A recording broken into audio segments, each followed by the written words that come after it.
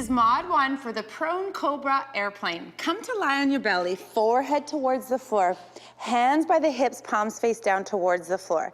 Lift your toes up off the floor and lift the head and the shoulders off the floor, keeping the spine nice and long. From here, you're gonna squeeze your shoulder blades together behind you as you open through that left shoulder. And then come back to neutral, release back down towards the floor. And then come up again and do the other side. Legs are active. Squeeze that shoulder blade into the spine so that right shoulder's coming down and back, open through the right side of the chest. And then come back to neutral. Place the toes and the forehead back on the floor. Continue moving here, alternating sides. Squeeze, really finding that back body. Come back to center. Rest. Lift back up, other side. Shoulder comes down and back. Hips stay on the floor. We're just moving the upper body.